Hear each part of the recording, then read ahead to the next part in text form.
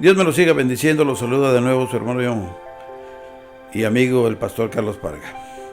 El aceite de la viuda es el tema que quiero compartir ahora con ustedes. Una mujer, dice así en el capítulo 4 de Segunda de Reyes, el primer versículo y el 2, dice así: una mujer de las mujeres de los hijos de los profetas clamó a Eliseo, diciendo: tu siervo mi marido ha muerto, y tú sabes que tu siervo era temeroso de Jehová, y ha venido el acreedor para tomarse 2 hijos míos por siervos. Y Eliseo le dijo: ¿qué te haré yo? Declárame qué tienes en casa. Y ella dijo: tu sierva ninguna cosa tiene en casa, sino una vasija de aceite. Señor, te pido la guianza de tu precioso Espíritu Santo, como siempre lo he hecho, para que tu mensaje, Señor, este mensaje llegue a los corazones. Te doy gracias por todo y que tu Espíritu Santo me siga ayudando a exponer tu palabra como tú lo deseas. En el nombre de Jesús, amén. Los sucesos que ocurrieron en la vida de Elías se parecen más a las de la vida de Cristo que a los de cualquier otro profeta del Antiguo Testamento. Así como Elías representó a Juan el Bautista, el cual fue un ministerio de juicio y de fuego, Eliseo representó al ministerio de Jesucristo con toda su ternura, benignidad y gracia. Muchos de sus maravillosos milagros se parecen claramente a los que realizó nuestro Señor Jesucristo, y ellos nos enseñan las mismas lecciones que nos dejaron los milagros realizados por el divino Salvador Jesucristo, con el mismo espíritu, el mismo amor y la misma bondad y gracia. Lo siguiente que les voy a relatar es una hermosa lección que nos muestra que el Espíritu Santo puede todavía proveernos de todo lo que necesitamos. Claro está, de acuerdo a los planes de Dios, o sea, a su perfecta voluntad. En primer lugar, vamos a ver lo que necesitaba la viuda. En el pasaje que acabamos de leer nos damos cuenta que la viuda estaba muy necesitada, pues se encontraba endeudada, pobre, sin motivo y sin saber qué hacer. No tenía a quien volver la mirada, sino únicamente a Dios. Y si Dios no la amparaba, su situación hubiera sido insostenible. El estado en que se encontraba la viuda nos representa la impotencia a que pueda llegar un hijo de Dios. Pero muchas de las veces, al encontrarse en esa situación, puede resultar en la más grande bendición de parte nuestra, pues nos motiva a lanzarnos en los brazos de Dios y a confiar en que su gracia nos bastará. Casi todos los ejemplos que encontramos en la Biblia con respecto del poder de la fe y de la gracia victoriosa se produjeron en momentos de mucha necesidad y bajo apremiantes circunstancias. A Dios le agradan esos momentos difíciles y generalmente la fe aumenta en el peligro y de la gran necesidad. Fue en circunstancias de esa misma clase que Jacob fue transformado en Israel en medio de la lucha que tuvo que sostener en Peniel. Fue cuando el pueblo de Israel llegó a un estado de desesperación causada por los sufrimientos que soportaban en Egipto, que clamaron a Dios para que los librara de la esclavitud donde se les imponía la doble producción de ladrillos y el trabajo en las fundiciones de hierro. Fue en circunstancias semejantes que Daniel aprendió a conocer a un Dios y pudo decir: has conocido mi alma en las angustias. Así que no permitiremos que las dificultades nos debiliten, ni creamos que siempre vienen siendo desgracias. Al contrario, lo que debemos de hacer es recibirlos como un reto más a nuestra fe, que fue impulsada a cada uno de nosotros, y como oportunidades que nos da Dios para hacernos ver que para Él no hay nada imposible. En segundo lugar, vamos a enterarnos de los recursos que poseía la viuda. ¿Acaso yo me pregunto, ¿estaba totalmente la viuda sin recursos? O sea que ¿no le quedaba nada? Entonces Eliseo le dijo a la viuda: dime qué tienes en casa.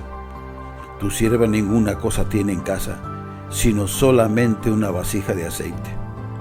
A ella le parecía que eso no significaba nada. Sin embargo, en esa vasija tenía lo necesario para abastecerse de todo lo que necesitaba. A Dios le agrada utilizar todos los recursos de que nos ha provisto, economizándolos al mismo tiempo.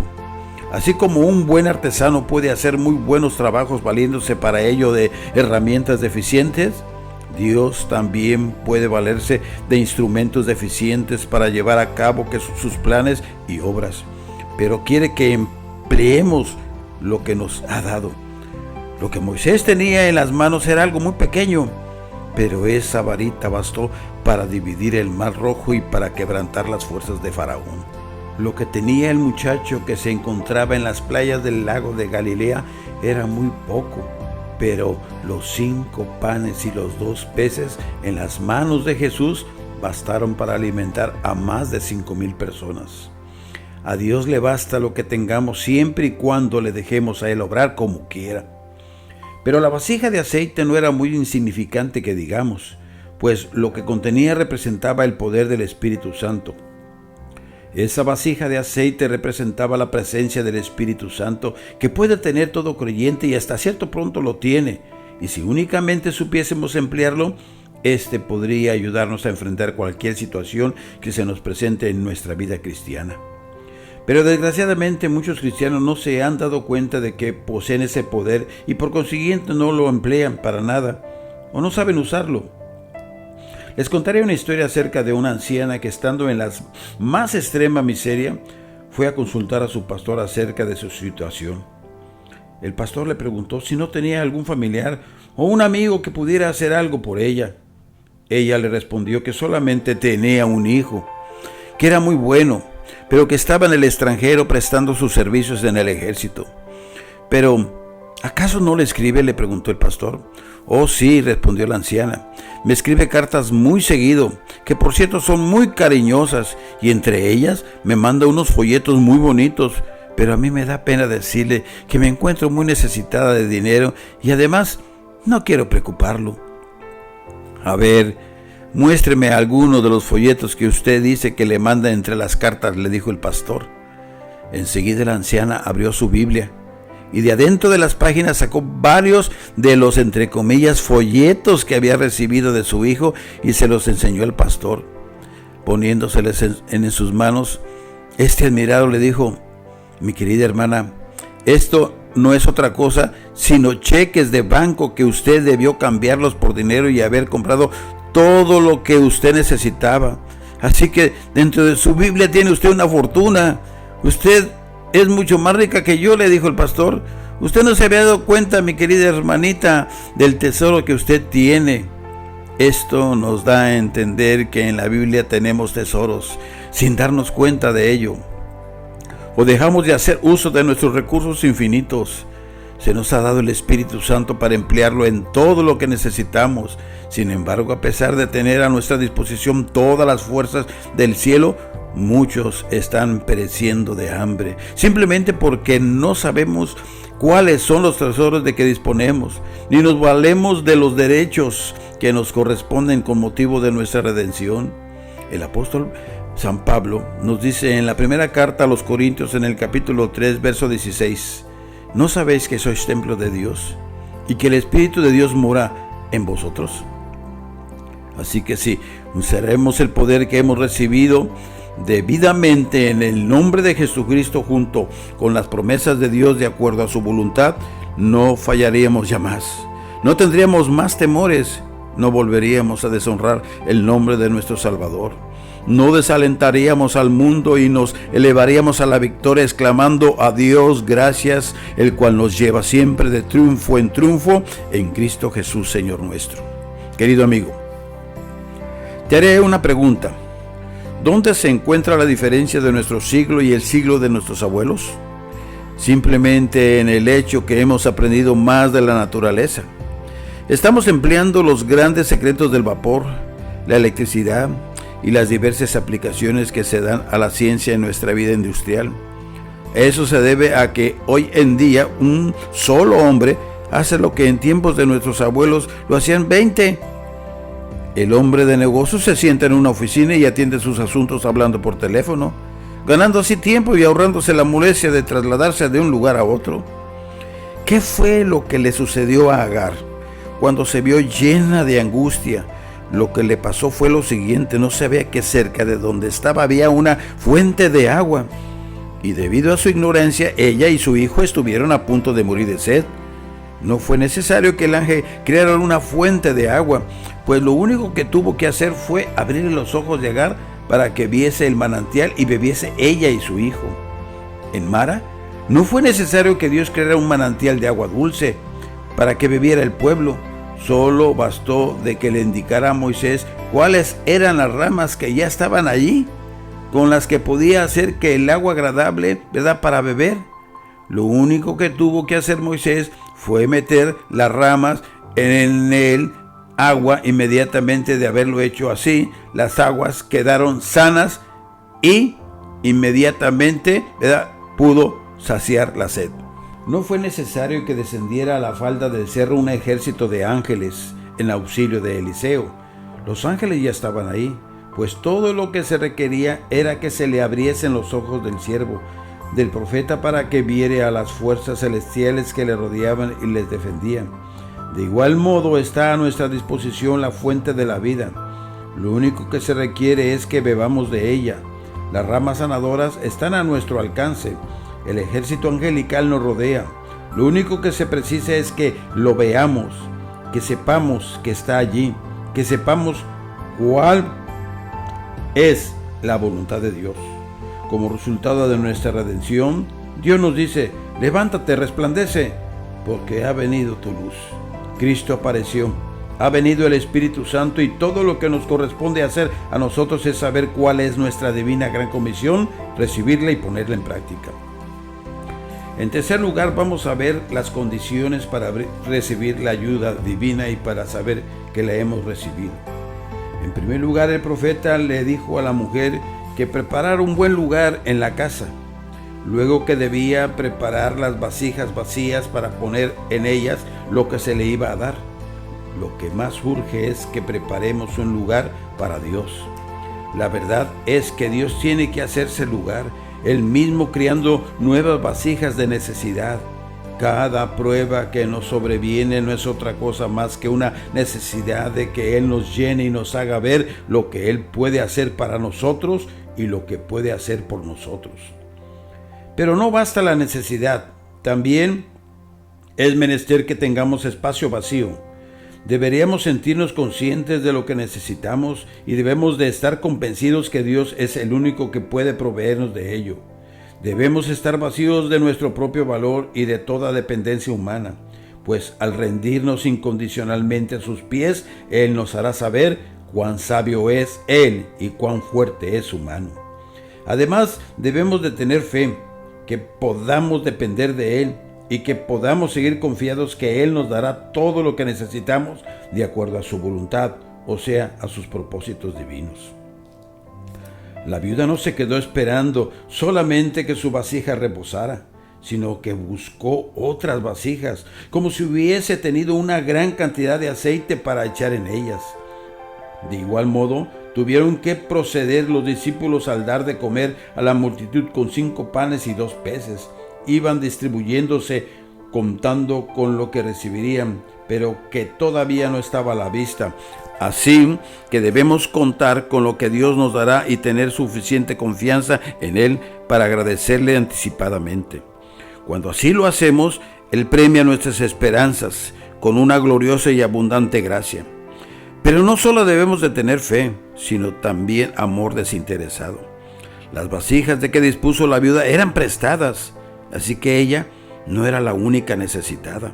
E indudablemente al devolver la vasija a aquellas personas que las había prestado, no las retornaría vacías. A Dios le agrada darnos cuando nuestro deseo es el de dar a otros. También lo más precioso al tratarse de Dios es que Él mismo no necesita nada. Él siempre da, bendice y busca productos por medio de los cuales pueda derramar en otros la plenitud de su vida. Si recibimos nosotros esa vida, deberíamos ser como es Dios, grandes dadores. Así que el secreto de la completa felicidad consiste en no andar solamente en busca de algo para nosotros, sino anhelar el hacer algo para que otras personas reciban bendiciones. El vivir para otros y llenar las vasijas de las personas necesitadas con lo que rebosa de nuestros corazones, la belleza de la parábola del hombre que fue a visitar a su amigo a medianoche está principalmente en esto, que no fue en busca de pan para sí, sino que lo quería para dárselo a otro. De igual modo, cuando acudimos a Dios en busca de inspiración para ayudar a aquellos que la necesitan, veremos que Dios abre las ventanas de los cielos y derrama sus bendiciones hasta que no haya más lugar donde recibirlas. Luego también la fe de la viuda era muy necesaria, pues debía demostrarla echando de la corriendo hasta que quedaron llenas todas las vasijas, y habría seguido corriendo si hubiese habido más vasijas. La fe se debe, pues, seguir ejerciendo y debe actuar con toda confianza, aunque para ello se deba correr algún riesgo, haciendo algo y colocándose en el lugar donde se encuentre con la ayuda que Dios le dé. El agua de Canaán no se convirtió en vino hasta el momento en que la vaciaron. Solo cuando el hombre inválido que tenía la mano seca la extendió, ésta le fue sanada. Fue cuando los leprosos emprendieron camino que quedaron sanos. Fue cuando el padre emprendió el camino de regreso a su casa que le dijeron que su hijo estaba vivo. Así que corramos al encuentro de las promesas de Dios y pongámonos a la altura de ellas. Obremos demostrando nuestra confianza en Dios y Él vendrá a nuestro encuentro con toda su fidelidad, gracia y amor. Aún hay otra lección, la más importante de todas, la cual es la siguiente: ve y vende el aceite, y tú y tus hijos vivid de lo que os quede. En estos tiempos el aceite no era otra cosa que un valor representativo que podía cambiarse por todo lo que pudiese necesitar. Era algo equivalente a dinero, a cambio del cual podrían adquirir alimentos, casa, vestuario, tierra o cualquier otra cosa de valor que necesitaron. Así es el Espíritu Santo. Es convertible en cualquier cosa que necesitamos. Hay pasajes parecidos a este en los evangelios de Mateo y de Lucas que nos enseñan una gran lección. En uno de los pasajes leemos: si vosotros siendo malos sabéis dar buenas dádivas a vuestros hijos, ¿cuánto más nuestro Padre Celestial dará el Espíritu Santo a los que le piden? Es decir, el Espíritu Santo da todas las cosas buenas y es equivalente a todo lo que podemos necesitar. Necesitamos salvación, Él nos guiará a Cristo y nos dará el testimonio de que el Salvador nos ha aceptado. Necesitamos paz, Él traerá a nuestro corazón la paz de Dios. Necesitamos pureza, Él nos santificará, nos hará andar en sus estatutos y que guardemos sus preceptos y los pongamos por obra. Necesitamos fuerzas, Él es el Espíritu de fortaleza. Necesitamos luz, Él es el Maestro, el Consejero y el Guía. Necesitamos fe, Él es el Espíritu de la fe. Necesitamos amor, es por Él que el amor de Dios ha sido derramado en nuestros corazones. Queremos orar y recibir respuesta a nuestras oraciones. El Espíritu mismo intercede por nosotros con gemidos indecibles. Necesitamos salud, Él sanará nuestros cuerpos mortales por medio de su palabra de acuerdo a su voluntad. Necesitamos cobrar ánimo, Él nos dará fe, fe que reclamará todo lo que necesitamos de acuerdo a su voluntad. Queremos que Dios cambie nuestras circunstancias por medio de su poderosa ayuda. Él es el Espíritu que tiene el poder para hacerlo. Los corazones de los hombres están en sus manos y Él puede hacerlos cambiar de curso como lo hace con los ríos, y puede hacer que todo obre para bien de aquellos que aman a Dios. Él es el Espíritu Todopoderoso, el gran ejecutivo de la Trinidad, y teniéndolo a Él en nuestros corazones, Él puede hacer maravillas con nosotros según el poder que actúa en nosotros. Empleemos al Espíritu Santo no solo en los momentos en que nos sentamos emocionados cuando estamos en ese estado que sabemos llamar, entre comillas, experiencia espiritual, sino en todas las esferas de la vida.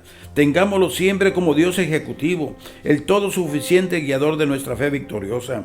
¿Hay alguna otra lección que podemos aprender? Claro que sí. Esta es que podemos aumentar, multiplicar la efectividad del Espíritu de Dios en nuestras vidas, empleando prudentemente el poder y la gracia que Él nos da. El aceite no dejó de correr hasta que la mujer dejó de vaciarlo. Dios siguió obrando hasta el momento en que su fe llegó a su límite. El mismo Dios es el que hoy obra y nuestra fe se detendrá mucho antes que el deseo de ayudarnos y sus recursos para hacerlo se hayan agotado. ¿Pondremos en Él más confianza? ¿Reconoceremos toda dificultad y situación que se nos presente como una oportunidad para probar mejor la gloria de su nombre? ¿Y seguiremos decididamente hasta que se hayan rendido todos los adversarios y se vean obligados a ayudarnos? Hasta que hayan desaparecido todas las montañas de dificultades y se hayan convertido en montes de alabanza, y que todo lugar difícil de la vida se haya cambiado en vasija que Dios puede emplear para derramar la totalidad de su todopoderosa suficiencia. Estimado oyente, al dar el paso hacia el futuro, nos olvidaremos de las experiencias que hemos tenido y subiremos a mayores alturas y a cosas más grandes.